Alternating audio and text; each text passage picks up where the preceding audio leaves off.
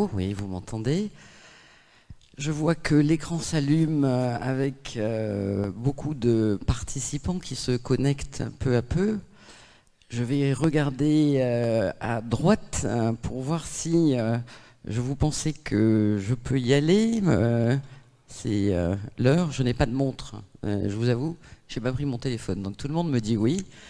Je vous dis les bienvenus dans cette cérémonie de remise des diplômes de l'ISPED. Je vais dire quelques mots introductifs avant que nous passions dans la cérémonie, au cœur de la cérémonie.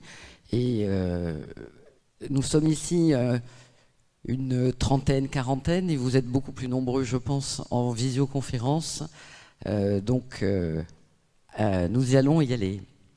Alors, Madame la directrice, Messieurs les directeurs, qui sont peut-être connectés par Internet, par visio, chers collègues, chers amis, chères étudiantes et étudiants. Avant de laisser la place à cette cérémonie, je voudrais vous dire quelques mots introductifs qui seront éclairés de la période du cursus à l'ISPED pour ces 11 parcours de master mention santé publique. Bienvenue d'abord à vous en visioconférence, peut-être avec vos parents, vos amis, vous qui êtes les diplômés de la promotion Jean-Claude Desenclos. Je remercie Jean-Claude Desenclos de sa présence, d'avoir accepté d'être votre parrain, et je laisserai François Dabis vous le présenter plus en détail. Jean-Claude a été un des premiers enseignants extérieurs de l'ISPED. Je m'en rappelle, parce qu'il y avait un seul master, un seul parcours. Et j'étais dedans, Jean-Claude. Voilà, je suis une alumni de l'ISPED, en fait, et tu m'as fait cours. Aujourd'hui, je suis sûr que Jean-Claude se réjouit en plus de voir une promotion de près de 300 étudiants avec 11 parcours. Quelques années après, il s'est passé un petit peu, pas beaucoup d'années. Jean-Claude a toujours été fidèle à nos demandes d'enseignement à l'ISPED, et je le remercie au nom de tous les directeurs et directrices de l'ISPED. Il fera une présentation autour de la connaissance académique à l'action en santé publique tout à l'heure. Mais revenons sur les quelques mois qui ont marqué votre parcours dans le diplôme de Master 2.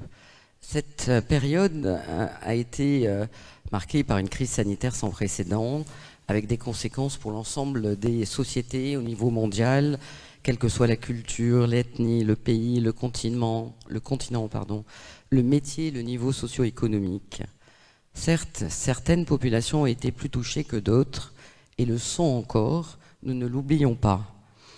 Nous avons vécu cela collectivement, mais de façon très diverse, et vous, les étudiants, avez été touchés en plein vol, à la sortie des cours ou au début du stage pratique. Je sais que les responsables pédagogiques de l'ISPED de chaque parcours vous ont accompagné de la meilleure façon qui soit, et leur mission n'était pas simple. Devant les différentes incertitudes des semaines qui passaient, ils étaient bien sûr soutenus par les assistantes, par des médiatisatrices, le personnel des plateformes partagées avec le centre de recherche, informatique, documentation, des personnels administratifs de l'ISPED, mais aussi de l'université. Vos responsables pédagogiques ont pris en compte le contexte et nous avons adapté collectivement les modalités organisationnelles. Avec, je vous l'avoue, un certain nombre de réunions, en visioconférence, de discussions, de temps d'échange, pour entendre toutes les spécificités des parcours et garder le cap de l'excellence de la formation. Les associations d'étudiants de santé publique ont intégré ces groupes et nous ont permis d'avancer. Il est vrai que l'ISPED avait un avantage dans cette crise. Bien sûr, l'enseignement de la santé publique, mais aussi l'expertise pour l'enseignement à distance. Et nous avons même un master santé publique à distance, une idée visionnaire, peut-on dire. Mais les stages en télétravail, à son domicile, parfois une chambre d'étudiant de quelques mètres carrés, ou en colocation, c'était nouveau pour vous, c'était nouveau pour nous et pour vos structures d'accueil. Les examens ont dû être adaptés à cette situation et collectivement, nous avons dépassé les embûches posées dans nos vies. Certains ont été touchés par le Covid Et nous avons aussi, à l'intérieur de l'ISPED, vécu des situations de recherche de cas contacts. Heureusement peu, car nous étions dans une région peu impactée lors de cette première vague. La durée de ce premier confinement, le plus strict, a été douloureux pour certains et certaines.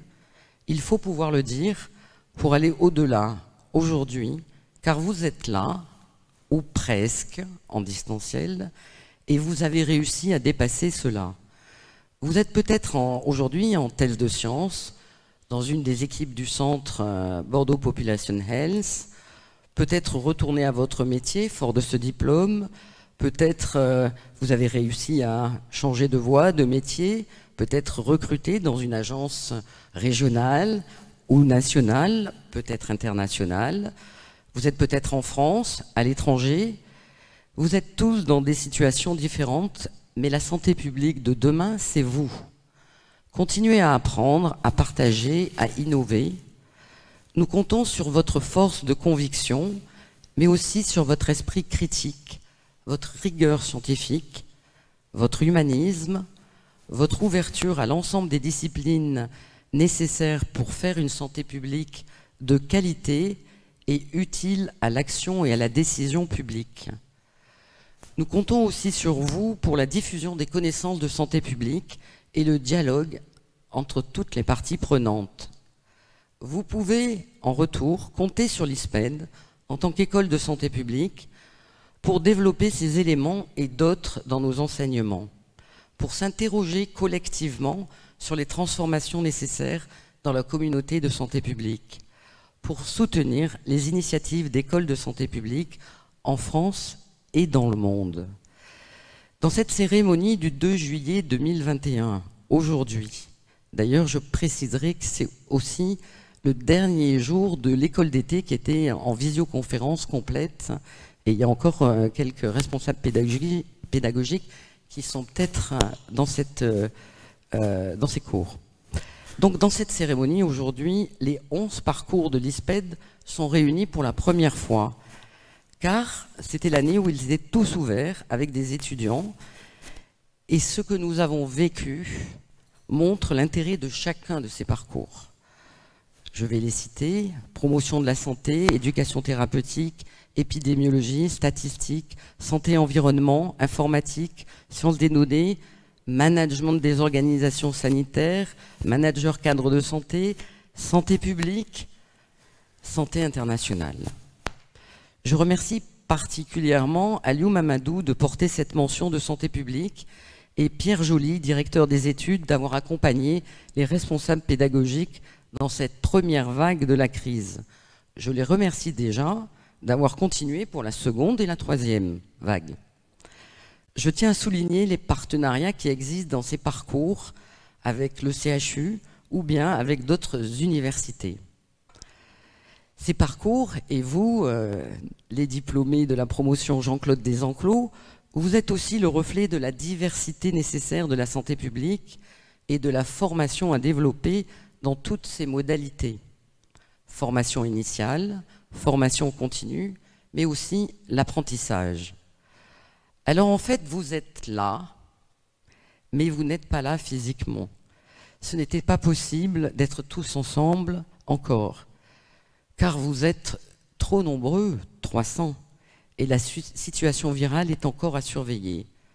Bien sûr, je le regrette, comme vous, comme tous les enseignants, mais peut-être vos familles, vos amis sont là, et je suis sûr que vous avez innové dans la communication pour faire cette cérémonie, pour faire de cette cérémonie un moment inoubliable, émouvant, avec des vidéos, des mots, mais rassurez-vous, je n'ai rien vu, rien lu, rien écouté, je vais tout découvrir. Nous allons faire cette cérémonie hybride, mais nous vous réunirons sur Bordeaux, vous, promotion Jean-Claude Desenclos, comme la promotion précédente, dès que nous pourrons, et nous ferons à l'occasion, pour vous célébrer, une journée des alumni. Nous travaillons déjà à cela. Nous pourrons alors échanger entre parcours, entre étudiants, car cette remise des diplômes avait aussi pour but de mélanger les genres, les pays, les parcours, les idées. Je terminerai en remerciant toutes celles et ceux qui ont permis cette cérémonie, encore un peu particulière, Ces remerciements vont aussi au comité de direction de l'ISPED et les personnes missionnées sur des actions particulières. Nous aurons peut-être des adaptations techniques dans ce format un peu hybride. C'est toujours un peu à risque, mais l'équipe de l'ISPED est là pour nous aider, l'équipe de l'université aussi, et je les remercie. Et donc, je déclare ouverte cette cérémonie. Je vais passer la parole à François Dabis, professeur d'épidémiologie et de santé publique, qui va présenter Jean-Claude Desenclos, votre parrain de promotion. Jean-Claude qui a eu une carrière remarquable en santé publique. Une dernière information avant de laisser la parole à François, qui a son importance. La maîtresse de cérémonie sera Carole Dufouille, directrice adjointe des relations internationales. Carole passera la parole à chaque parcours et elle a accepté cette mission. Je l'en remercie. Voilà, c'est à toi, François.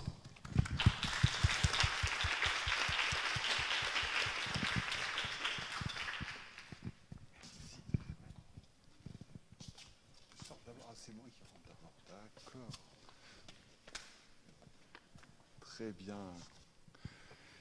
Merci. J'enlève mon masque dès que tu es sorti de l'estrade, n'est-ce pas? Voilà. Bonjour à toutes et à tous, et en commençant bien sûr par tous les étudiants et étudiantes qui sont derrière leur écran et leur famille. Bonjour à tous mes collègues et amis de l'ISPED qui sont ici présents, et bien sûr bonjour et merci à Jean-Claude Desenclos. Alors on m'a demandé de présenter Jean-Claude. C'est parce qu'effectivement, c'est mieux encore que Sarkozy, c'est une amitié de 36 ans. Puisqu'on faisait le compte tout à l'heure, on s'est rencontrés pour la première fois en septembre 85. Alors, on a partagé pas mal de choses, et je vais juste en dire quelques-unes, mais je voudrais retracer le parcours de Jean-Claude parce qu'il est très intéressant, me semble-t-il, pour nos étudiants, et il retrace une certaine manière d'avoir exercé la santé publique au cours des 30 dernières années, mais il est tout à fait applicable, à mon avis, à ceux qui commencent leur carrière. Alors, Jean-Claude, il est médecin, nul n'est parfait.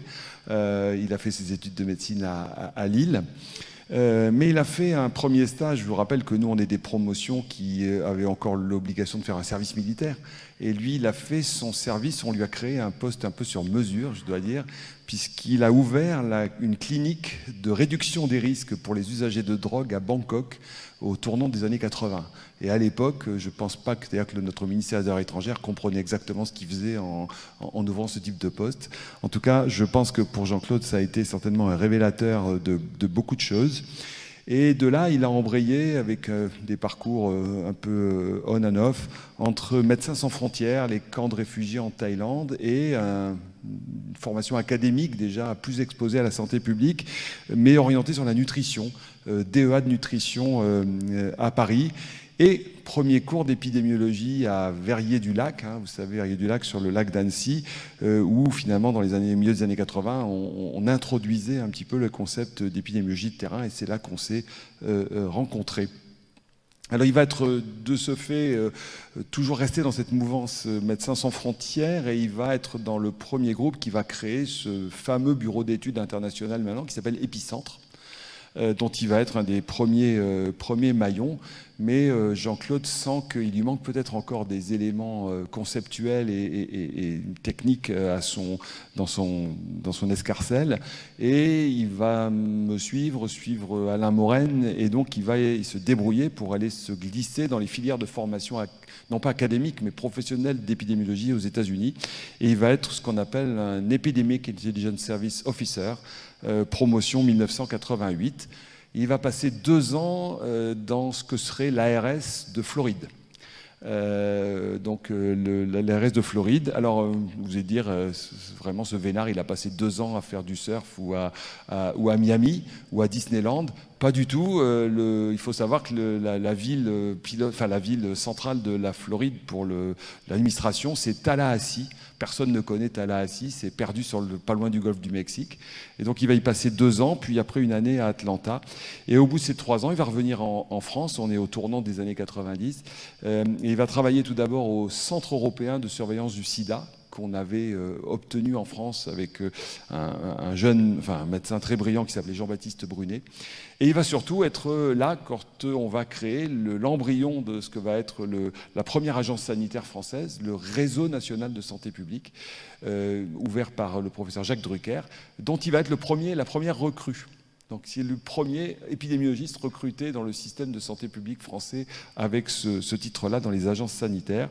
Alors après, il va passer bien sûr à l'Institut national de la veille sanitaire et puis au réseau et à Santé publique France avec différentes missions, d'abord d'épidémiologiste, puis de chef d'unité en maladies infectieuses, puis de chef de département en maladies infectieuses, puis directeur scientifique, position qu'il a occupée jusqu'à la fin de sa carrière il y a quelques mois à peine. Alors, vous avez vu ce parcours extrêmement brillant, mais très orienté finalement sur la santé publique et l'épidémiologie assez pratique, hein, d'accord. Mais pendant toutes ces années, Jean-Claude n'a jamais lâché le monde académique. Et c'est pour ça aussi qu'on le retrouve ici avec nous aujourd'hui. Il a toujours dialogué et travaillé avec le monde universitaire, aussi bien à Paris qu'à Bordeaux. Et j'en dirai évidemment un petit mot supplémentaire dans une minute. Et aussi avec le milieu de la recherche, puisqu'il a contribué pendant de nombreuses années à l'animation scientifique de l'émergence de la recherche en santé publique sur les hépatites virales à l'ANRS. Alors pour en venir à Bordeaux, on travaille ensemble sur beaucoup de choses en matière d'enseignement depuis des années et des années, sous la forme d'UE, les fameuses UE d'épidémiologie de terrain et de surveillance qu'on a plus ou moins bâti ensemble. Et puis on a pensé que c'était pas suffisant et finalement on a commencé à écrire ensemble. Puis la dernière fois qu'on a fait ça, c'est la deuxième édition de notre petit ouvrage, de notre petit opuscule.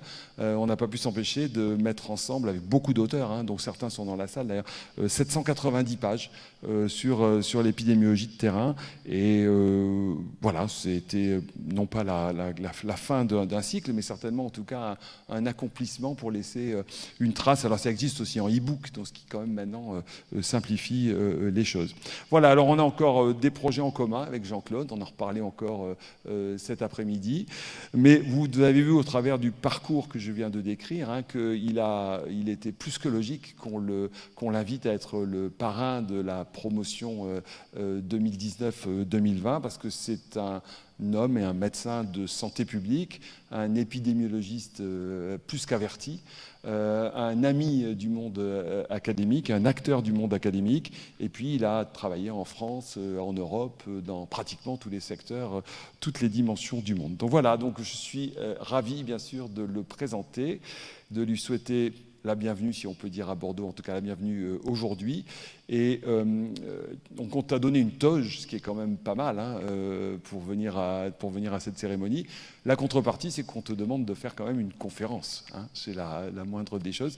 Et donc je pense, je prends au contrôle de Simone, qu'on embraye directement sur sa conférence. Voilà, donc en tout cas, bienvenue à Jean-Claude et merci au démarrage de la promotion. Jean-Claude Desenclos.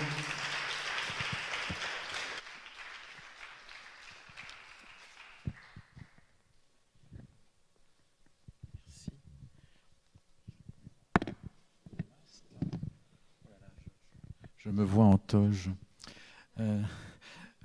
Merci beaucoup. Alors, je savais que j'avais à faire une présentation, puisque c'était dans le deal dès le premier mail de Simone. Le titre parrain m'avait... voilà. Mais on ne m'avait pas dit qu'il fallait mettre une toge. Je l'ai appris là tout à l'heure en arrivant.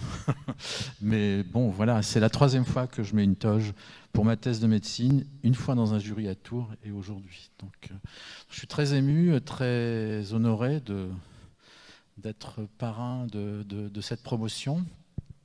Merci François d'avoir rappelé un peu ma trajectoire, ce qui évoque toujours des choses et qui crée un peu d'émotion. Parce que ce qu'on a fait est un peu derrière, alors que ce que j'aime bien, c'est de regarder devant. Voilà. Mais on est ce qu'on est pour l'avenir que sur la base en partie de ce qu'on a fait avant, mais dont il faut quelquefois savoir aussi s'affranchir. Donc voilà, il faut que je fasse ma présentation. Alors, j'avais dit à Simone il y a un mois, voilà, le titre c'est Connaissances académiques et données et pandémie. Et puis quand je me suis mis à... c'était pas tout à fait par hasard parce qu'il y a un sujet autour de ça, pour la pandémie, mais d'une manière générale. La question étant, si on veut aller vers l'intérêt général, vers l'amélioration de l'état de santé d'une population ou sa protection contre des risques, il faut être en capacité de transformer, de traduire le savoir académique et aussi les données du moment, du terrain, de manière logique et rationnelle, avec une logique scientifique, dans une perspective d'aide à la décision. Et puis, quand je me suis mis à préparer la présentation, c'était pas plus d'une demi-heure, donc j'ai dit 30 minutes, 35 minutes, ça ne tiendra pas. Donc, je me suis réduit à la surveillance. Et donc, ma présentation, le titre de ma présentation... Ah, pardon, j'appuie 2 fois. Le titre de ma présentation, c'est la surveillance en santé publique à l'épreuve de la pandémie d'infection à SARS-CoV-2. Et en fait, c'était plus facile et plus logique de se circonscrire à cet aspect-là, d'autant que surveillance en santé publique, on voit bien la finalité. Donc d'abord, il faut dire 2 mots. Alors, ayant mon ex-directrice générale, qui est toujours ma directrice générale, oui, ma directrice générale qui est là, parce que je travaille encore un peu à Santé publique France, donc je vais essayer de ne pas dire, de ne pas faire d'erreur. Donc les missions de Santé publique France, c'est une agence de santé publique qui en existe dans tous les pays du monde. Ce sont les Instituts nationaux de santé publique. Donc ça a été créé en 2018 par le rassemblement de 4 entités: Institut de veille sanitaire, surveillance, veille, alerte, l'INPES, Institut national de prévention et d'éducation pour la santé, donc promotion, prévention, l'EPRUS, l'établissement de préparation et de réponse aux urgences sanitaires, et ADALIS, qui était un GIP qui gérait de la réponse téléphonique en matière de prévention. Et donc il y a 6 missions: veille sur les risques sanitaires menaçant les populations. Donc on était obligatoirement en première ligne d'une nouvelle pandémie. Lancement de l'alerte sanitaire, il ne faut pas le rater, c'est un élément vraiment important. Observation et surveillance de la santé des populations. Développement de prévention et d'éducation pour la santé. Promotion de la santé et réduction des risques pour la santé. Et préparation à la réponse aux menaces, alertes et crises sanitaires. En fait, j'énumère ces 6 éléments-là parce qu'en fait, on va les retrouver dans la réponse à la pandémie. Je parlerai principalement de la veille et de la surveillance, mais ça, c'est un élément vraiment important. Et la question, c'est de savoir académique et action, c'est continuum entre connaissances, données et l'action en santé publique, dans une perspective de protection contre les menaces et les risques, ce qu'on appelle, d'autres appellent cela sécurité sanitaire, health protection en anglais, et amélioration de l'état de santé, donc prévention, promotion de la santé. Et l'agence Santé publique France est présente, et ça, c'est quelque chose d'assez unique pour les agences sanitaires dans l'ensemble des régions, les territoires, les cellules régionales. Et ça, c'est une spécificité importante et aussi un débouché, un avenir pour des jeunes diplômés qui sortiront de cette école de santé publique en particulier. Et donc, je suis parti de la définition et j'ai copié de manière très fidèle ce qui est écrit dans le livre qu'a montré François. Donc, je rappelle, parce que ça fait peut-être un peu vieux jeu, mais au fond, on retrouve tous les éléments qui structurent au fond la préparation et la réponse en matière de veille et de surveillance dans une pandémie. Collecte systématique, organisée et continue de données de santé ainsi que leur analyse, bon, ça c'est facile, interprétation, ça devient plus compliqué, et dissémination dans une perspective d'aide à la décision.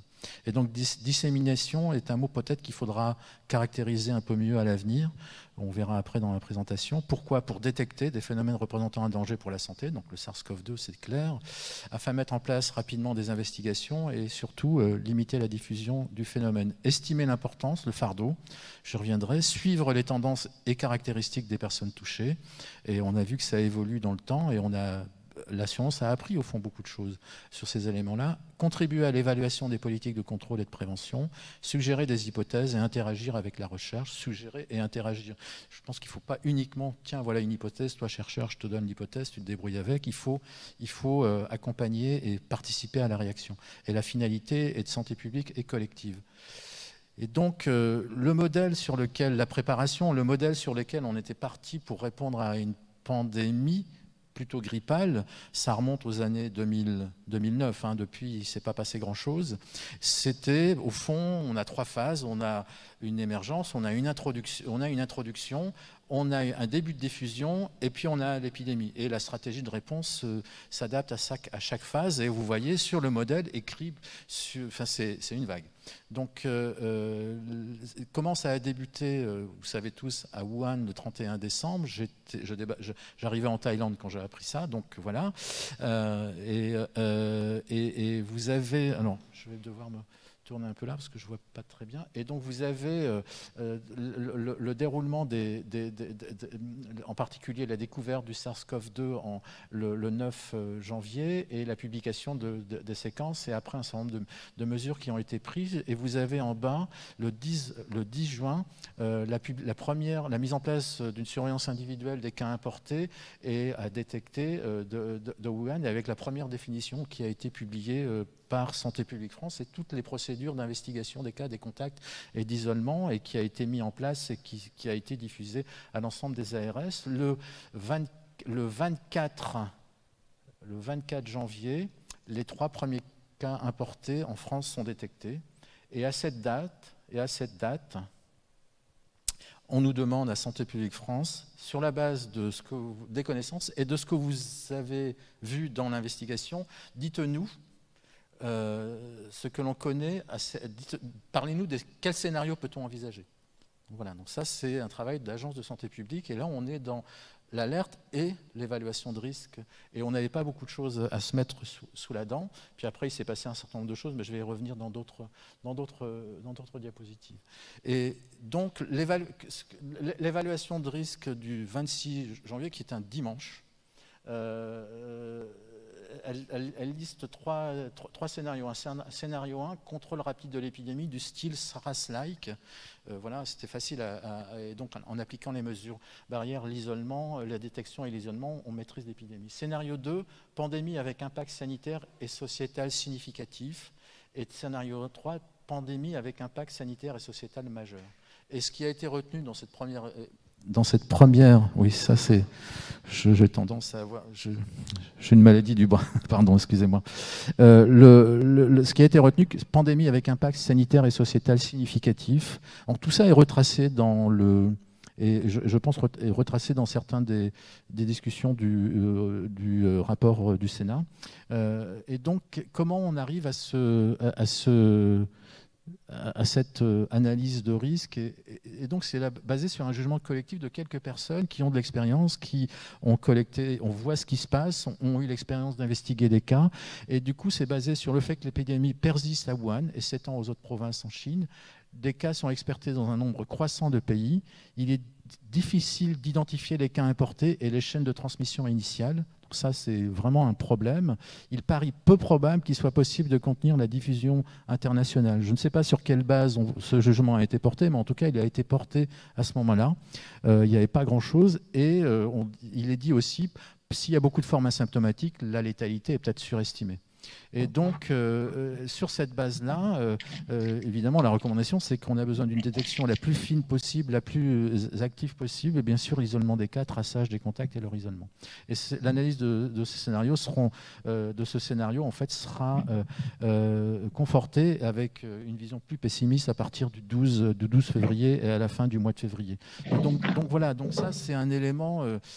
l'évaluation, un signal, une alerte, la caractériser et en faire une évaluation de risque, et du coup qu'elle s'applique aussi, qu'elle puisse s'appliquer dans les politiques publiques et dans les décisions. Donc si on revient à mon modèle que je montrais tout à l'heure, vous avez les 3 phases. Donc, au début, détection précoce, investigation, isolement des cas, quarantaine des contacts, empêcher la diffusion.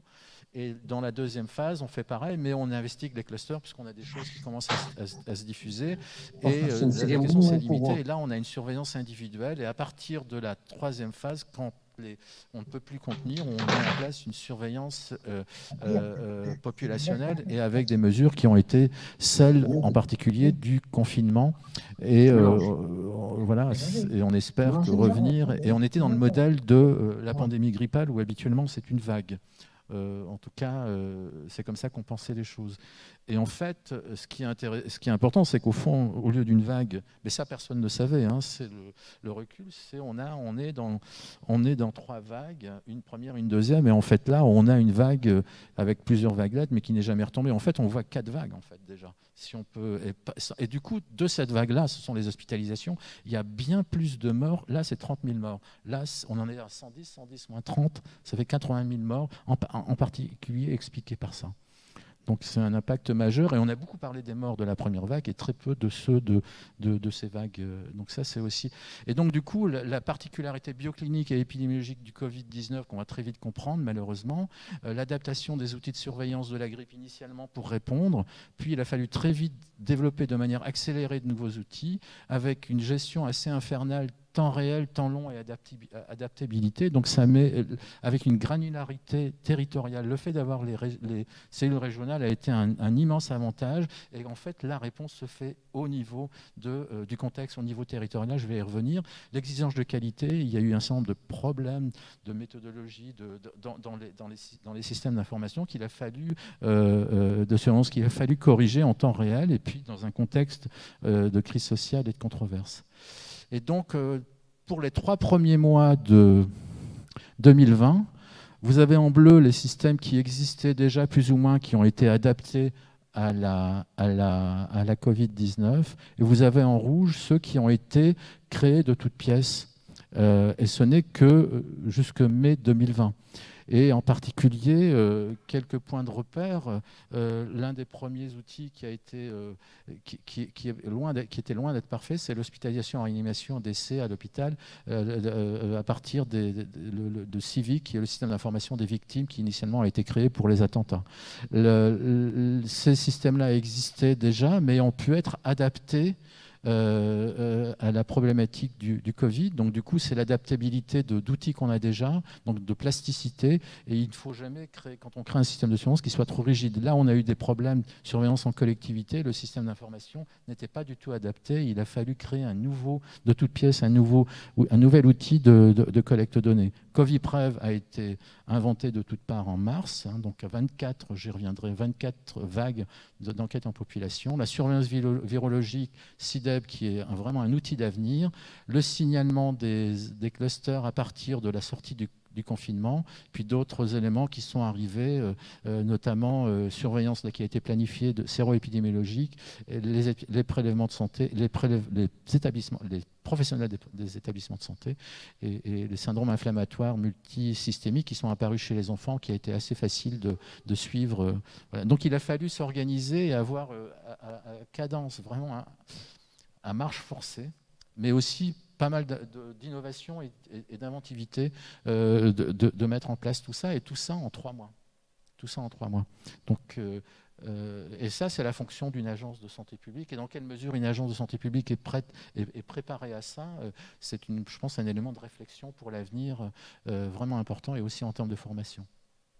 Et donc, du coup, voilà, il y a énormément d'indicateurs qui sont produits, j'en ai mis quelques-uns, je ne vais pas les décrire, plus ou moins sophistiqués. Celui-ci étant que j'aime particulièrement, c'est à partir des données de contact Covid, donc du contact tracing, ça permet de regarder le taux de contact entre les personnes qui s'infectent dans les chaînes de transmission et de leur évolution dans le temps. Et on voit que ça se passe beaucoup là, et que le taux de contact baisse autour du temps et au cours du temps sur ces 4 semaines, donc qui indique un élément c'est un indicateur d'amélioration de la transmission. Vous avez le taux de reproduction, la dynamique par âge, enfin la mortalité, le pic historique qu'on n'a jamais vu, hein, avec des épidémies de grippe, même avec la canicule. Je crois que la canicule est montée plus haut quand même, parce que c'était très très limité dans le temps.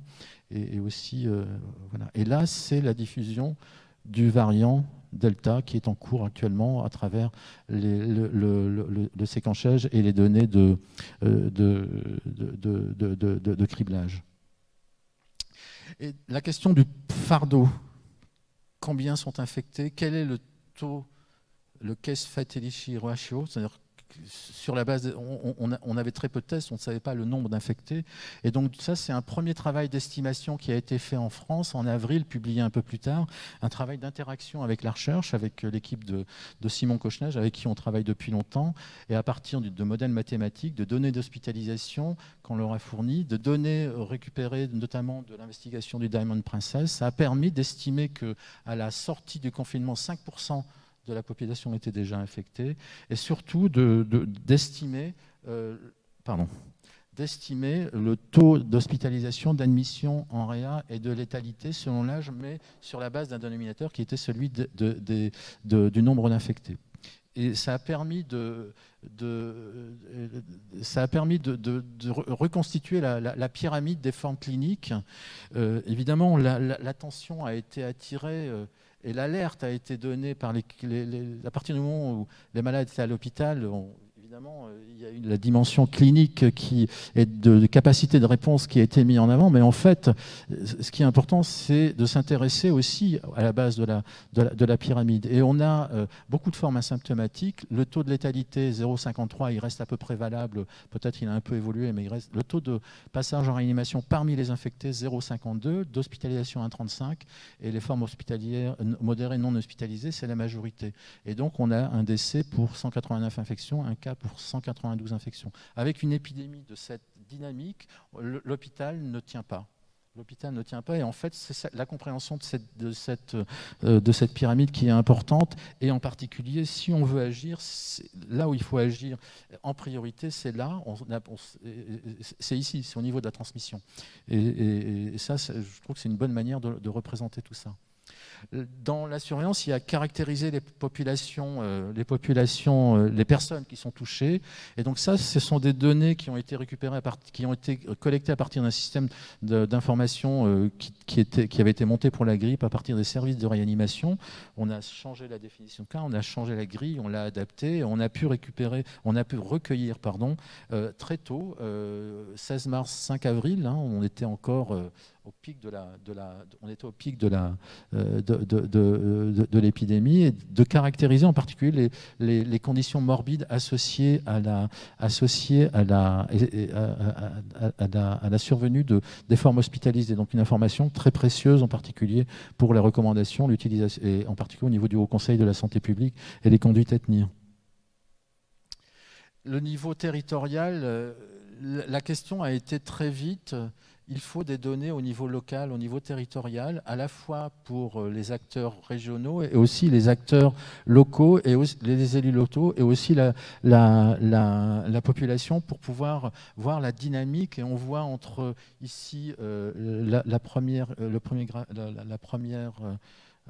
carte, c'est par commune, ici par iris et dans un zoom. Et donc produire ces cartes a été un exercice qui n'a pas été simple, parce qu'il fallait pouvoir produire ces données en semaine glissante, sans mettre de chiffres exacts sur des lieux trop petits qui auraient pu permettre d'identifier une personne. Donc ça a été un exercice, et puis aussi de pouvoir faire coller des dénominateurs avec un numérateur. Et c'était un exercice qui a été réussi et qui a permis d'avoir ces données. Et donc du coup, on n'avait jamais fait ça dans le passé, en temps réel, et ça a été possible dans un contexte exceptionnel comme celui-là. Là, c'est le taux infradépartemental en Corse de dépistage. Et donc, on voit que l'unité pertinente, c'est la commune et l'IRIS qui en font Et donc, d'où l'intérêt d'avoir, absolument indispensable, d'avoir. Sinon, on ne voit pas ce qui se passe au niveau territorial. Et alors aussi, un truc qui a été un peu créatif. À la sortie du confinement, le gouvernement souhaitait avoir des cartes, des indicateurs du gouvernement vert, et il voulait vert, orange, rouge. Puis après, ça a évolué vers vert, rouge, et ça on ne peut pas désobéir au gouvernement, c'est normal, c'est le gouvernement de la République et on le respecte. Mais très vite, on s'est organisé avec les cellules régionales, on s'est dit on va parler de vulnérabilité limitée, modérée, élevée, avec une couleur bleue, et du coup qui n'est pas discriminante, basée sur une analyse des données, bien sûr, qui sont produites, que j'ai montré déjà auparavant, le taux de reproduction, les taux de positivité, et puis aussi les foyers, les éléments contextuels, ce qui se passe dans les EHPAD, l'évolution du nombre d'hospitalisations et des données qualitatives. Et donc ce niveau de vulnérabilité a été réévalué chaque jour en discussion avec les ARS, et ce qui a permis de donner une carte non pas basée de départements, non pas basée sur uniquement des données épidémiologiques, mais aussi sur une analyse fine, contextualisée, prenant en compte une réalité beaucoup plus complexe et plus acceptable aussi pour les ARS et les acteurs de terrain. Et cette carte, là, elle est encore relativement claire et évidemment, elle s'est assombrie. C'était à la sortie du premier confinement. Contribuer à l'évaluation de l'impact des mesures. Donc là, c'est la question du couvre-feu et je montrerai aussi un exemple sur la vaccination en EHPAD en Aquitaine, en Nouvelle-Aquitaine. J'ai pris des éléments d'un papier apparaître dans le BEH. Donc la question, donc on a eu le confinement et puis après sont apparues ces notions de couvre-feu. Et comment il y a eu beaucoup de travaux qui ont été faits pour essayer de voir l'effet de ces différentes mesures. Et c'est très difficile de différencier une mesure d'une autre. Ça a été fait d'abord beaucoup sur des approches théoriques, modélisation. Et puis les données de surveillance peuvent servir à ça, via la surveillance, avec des approches ici, ailleurs, avant, après, pour peu que les mesures ne soient pas les mêmes sur l'ensemble du territoire. Et en fait, on a eu, entre guillemets, cette chance, ou en tout cas c'était une expérimentation naturelle. Les mesures différenciées ont été prises en octobre-novembre 2020 face à la deuxième vague, avec le 17 octobre un couvre-feu dans 9 départements. Le 24 octobre, ce couvre-feu est étendu à 9 autres départements et le 30 octobre, c'est le confinement généralisé. Et les politiques voulaient, au bout de 2 ou 3 jours, qu'est-ce que ça donne? Qu'est-ce que ça donne? Est-ce que ça baisse? Est-ce que ça baisse?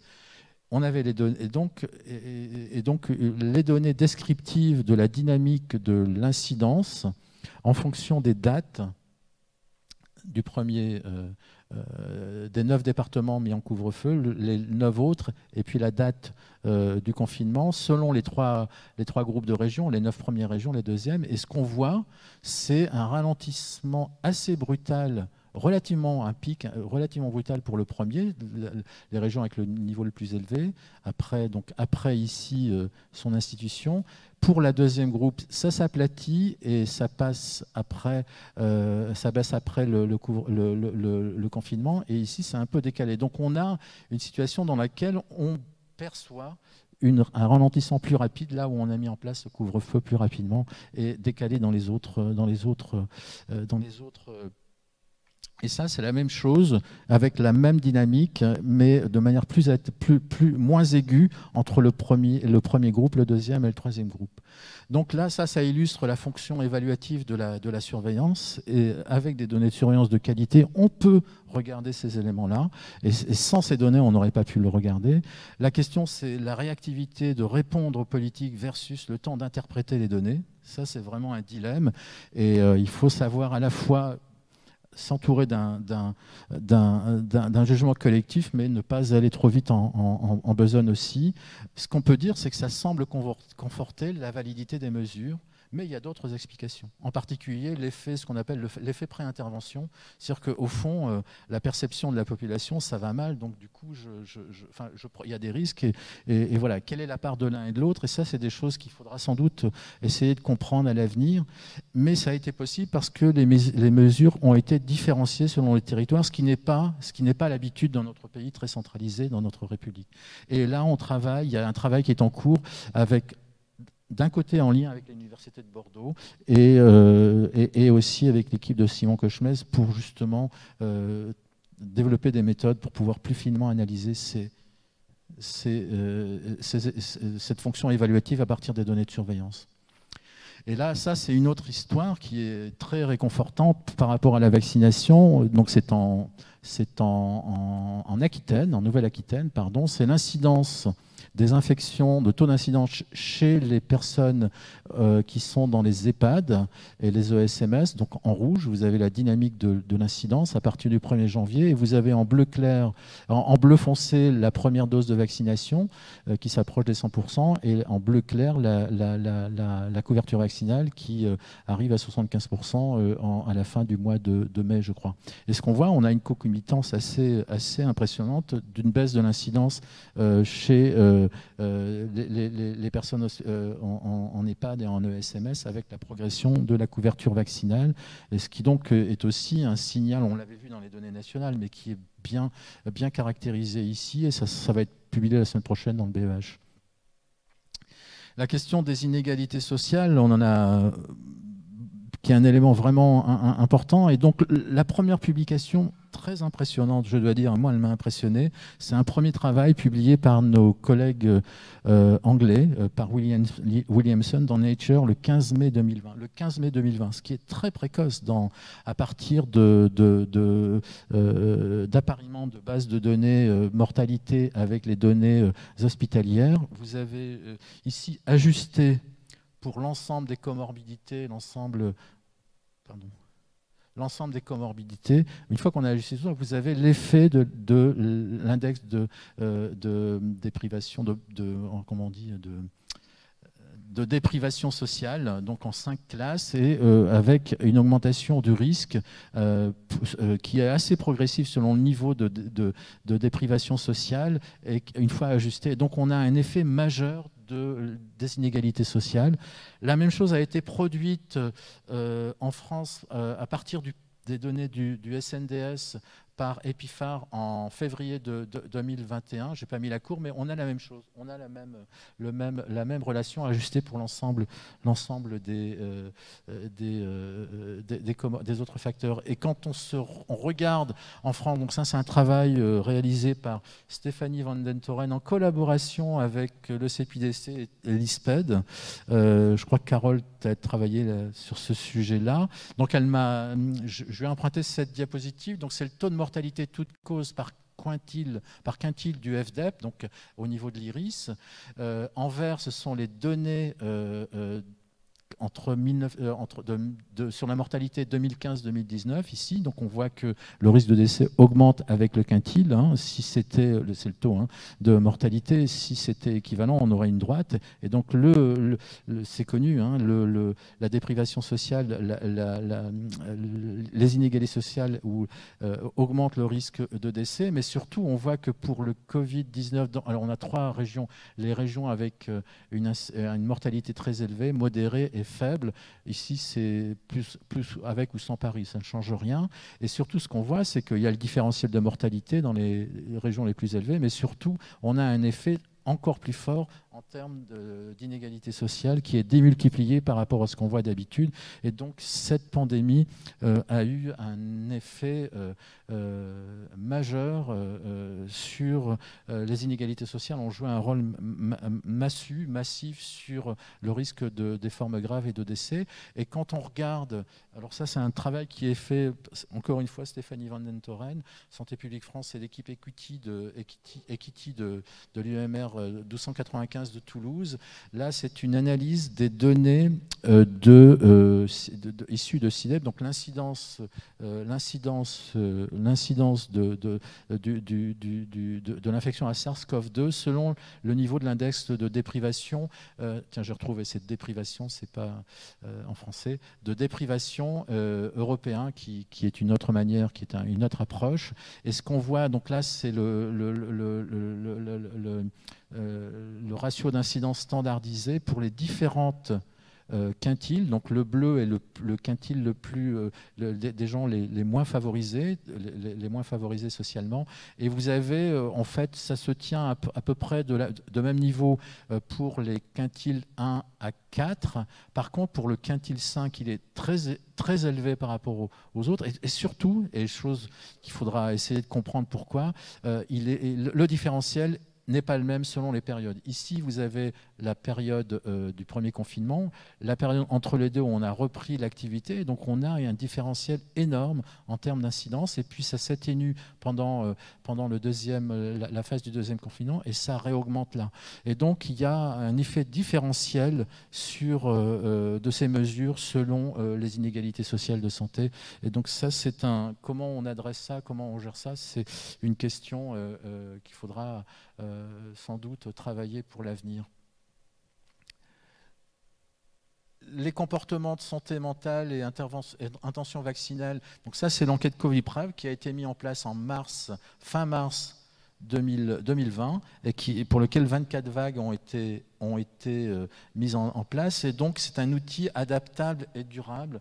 Et ça, c'était quand on a fait la première, je me souviens de la décision, comme on avait un marché, donc là c'est la préparation à un marché avec BVA, c'était facile en plein confinement de pouvoir monter une enquête par quota. C'était facile, c'était faisable par quota sur justement des comportements de prévention et santé mentale. Sur justement des comportements de prévention et santé mentale. Et donc là, je ne vais pas détailler parce que je vous renvoie aux excellents points épidémiologiques hebdomadaires. On voit le masque a monté mais le problème qu'on avait là, c'est qu'on n'avait pas de masque et il ne fallait pas les utiliser, paraît-il. Donc voilà. Et l'autre chose, le jaune, c'est les personnes qui suivent le confinement. Donc c'est très élevé ici et on voit que c'est plus faible là et que c'est beaucoup plus faible aussi. Donc les gens s'adaptent. Donc du coup, c'est un outil très précieux pour cela. Et pour la santé mentale, de la même manière, ça permet de suivre en particulier les aspects dépression et anxiété qui, vous voyez par exemple ici, c'est très élevé au moment du premier confinement, et pour l'anxiété, on voit qu'elle augmente avant le confinement et qu'après, elle stagne et elle s'atténue. Et donc, certainement qu'il y a une perception que la situation est en train d'évoluer au niveau de la communauté et que ça doit agir probablement sur les comportements de prévention. Ici, c'est l'intention vaccinale. Donc depuis dans ce même système d'enquête de novembre à mai, et vous avez au moins donc, et là ici c'est est-ce que les gens sont vaccinés, et en couleur c'est l'intention. Donc oui, je vais me faire vacciner, probablement non, probablement pas ou pas du tout. Et on voit que cette intention vaccinale augmente fortement, et pour atteindre un niveau qui est pas loin de 75-80% en mai, et qui maintenant a encore augmenté, d'après ce que j'ai compris, au travers d'enquêtes faites par d'autres instituts de sondage. Et ce qui est aussi très intéressant, c'est de le regarder par âge. Ici, vous avez la proportion de gens qui sont soit vaccinés ou qui vont se faire vacciner certainement ou probablement, selon l'âge. Et on voit décoller les 18 à 24 ans qui ont eu accès à la vaccination à cette période, et qui montent très très rapidement, et avec une couverture vaccinale, une dose qui était au 30 juin de 42%. Donc ça veut dire qu'il y a une dynamique d'intérêt par rapport à la vaccination dans ces groupes-là qui n'étaient pas gagnés. Puis bon, il y a eu l'émergence des variants. Et donc le titre que j'ai mis, c'est de l'émergence des variants fin 2020 à l'émergence d'une infrastructure génomique pour la santé publique et la recherche. Donc ça, c'est un consortium qui a été mis en place avec ANRS et MIE. Le travail a commencé en janvier, et on a maintenant une structure pour le Covid, mais pour tous les émergences, qui va permettre justement de rattraper le retard en matière de séquençage, à la fois pour la surveillance, la détection et la recherche. Et donc ça, c'est un achievement qui n'aurait sans doute pas été possible sans... Donc ça, c'est un élément aussi de challenge, de pouvoir mettre en commun ces bases de données qui n'ont pas été pensées pour être appariées.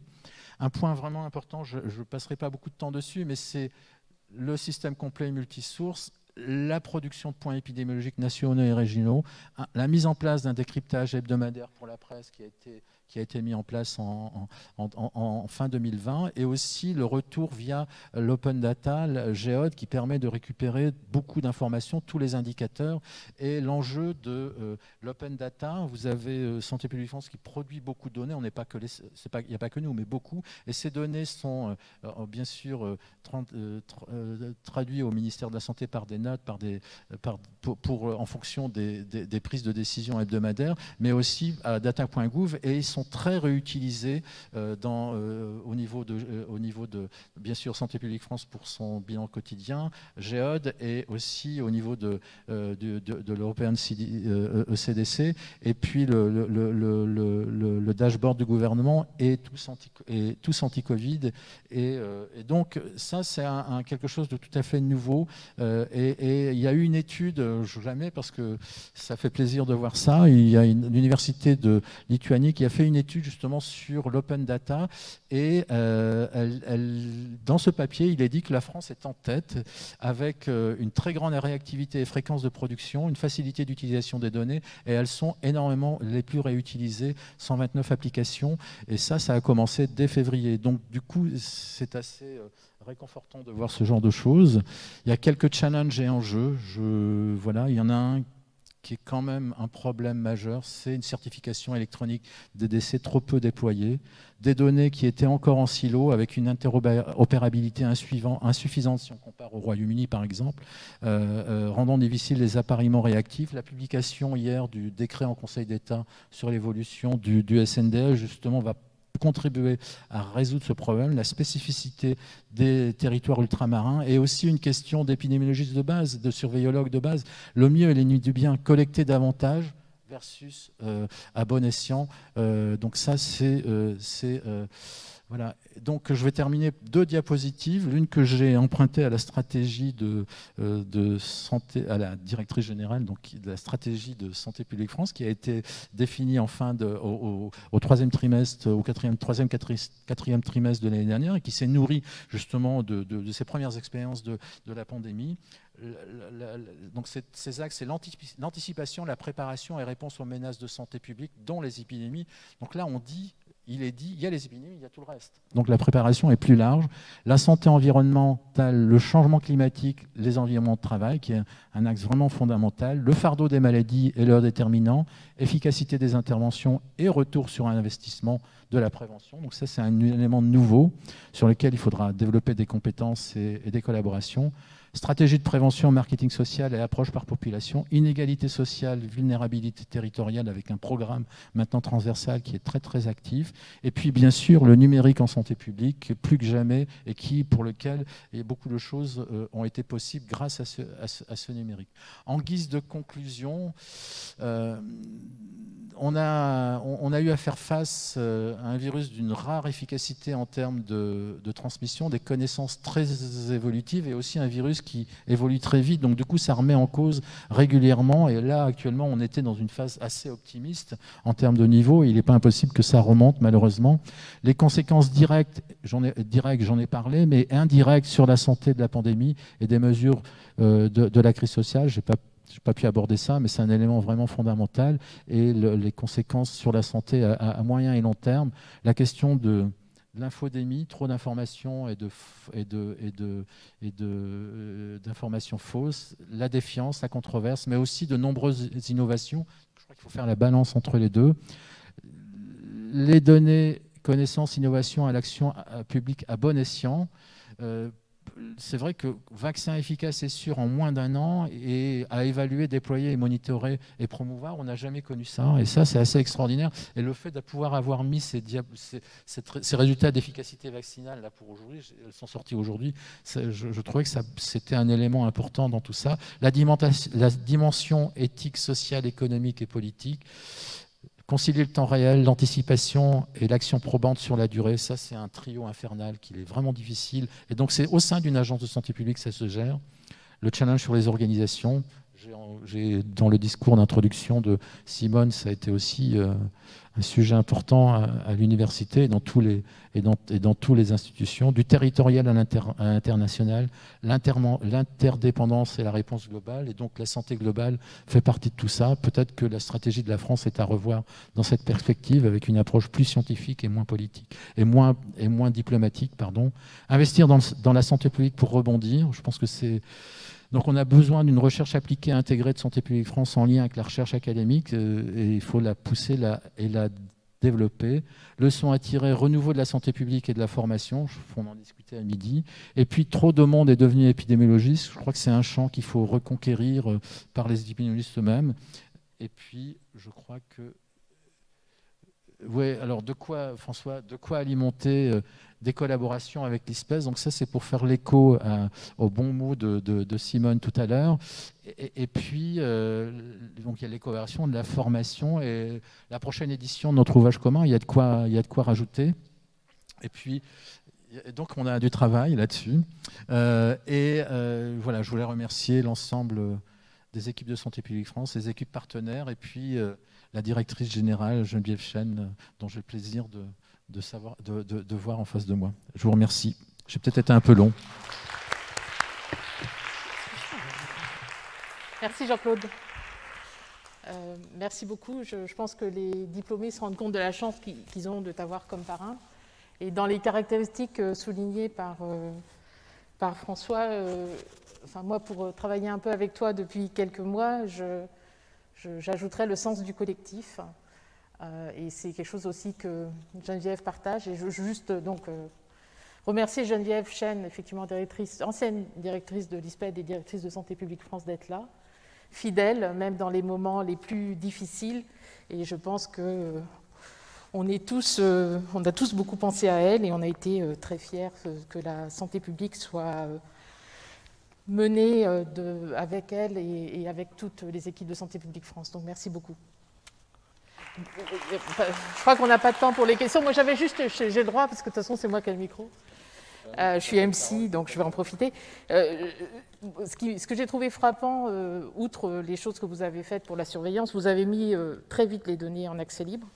Et pourquoi, en fait? Pourquoi vous avez décidé de mettre les données en accès libre? C'était une demande gouvernementale ou... Non, ça fait partie de la philosophie du gouvernement.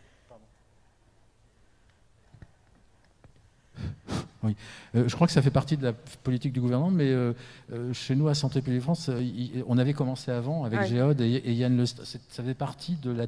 C'est devenu l'ADN de la maison, même si initialement, il y a 3 ou 4 ans, quand on est parti là-dessus, il y avait un peu de réticence et ça faisait partie, on était déjà dans le mouvement. Et donc, il a suffi, on avait les outils, Géode était là, et puis il a suffi de faire le lien de transmission d'informations à data.gouv, ce qui existait déjà dans le passé. Hein. Et donc, ça a été très facile.